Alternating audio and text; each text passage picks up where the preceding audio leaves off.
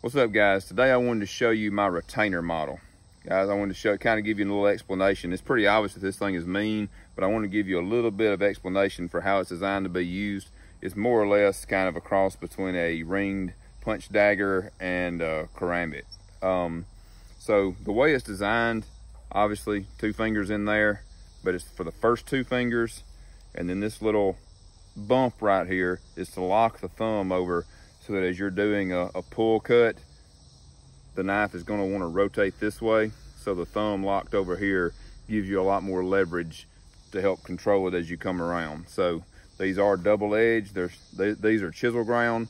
They're double-edged, so you can cut with a pull cut, you can slash backwards, and then you can also use it as a punch dagger, and it punches a nasty hole because of that curved blade. So we're going to do a little demonstration on some meat in just a minute, but I wanted to give you guys that little explanation because they're a little bizarre looking in the beginning. A little bit more explanation on this retainer model. So the reason it's called the retainer is twofold. One being, with this thing on 2 fingers in the rings, nothing but blade to grab a hold of, it's pretty difficult for somebody to disarm you with this on.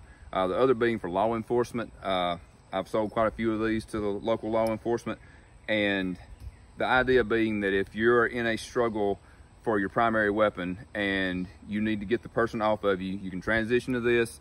You can use it to help get the person off of you, and then if you're able to disengage, you can then transition back to your primary and not have to throw the knife down or resheath it or whatever. You can still function. You can still do pretty much everything with the knife still in place and not have to worry about having it on the ground in the middle of a dynamic situation. So that's pretty much the reasoning behind it. And a lot of people wear it on their weak hand side for that reason. All right, guys, we're going to do just a pretty simple little test with this retainer. See what it'll do on a little bit of Angus beef here, saran wrap to a tree. Not the most scientific thing, but we should get a pretty good idea. So first I'm going to try just punching it and see how it works as a punch dagger. So it's literally effortless to slide into the meat there, and you can see it cuts a nasty size hole with that curved blade. All right, so we're going to try the pull cut this way next and see what that does. That's pretty rough. So it starts here, goes all the way across, and wow, yeah, that's pretty deep.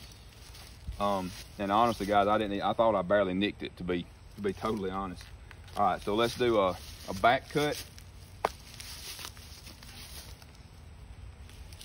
Just about the same result. That's pretty deep. That's probably close to 2 inches deep on both of those cuts. All right, guys, so this retainer model, this is a model that I used to do as a full custom. These particular ones that we're doing now are going to be part of our performance machine line. So they're still made 100% in the USA, but we are having these machined for us and having them machine ground, where I'm doing all the final sharpening on them, and we're obviously doing the finish work and everything on them. They do come with a Kydex sheath, which is also being done for us. They did a really good job on them. I'll show those to you in a little later video and some pictures. But yeah, this is the first fixed blade and the next thing in the lineup for the performance machine line. 100% USA.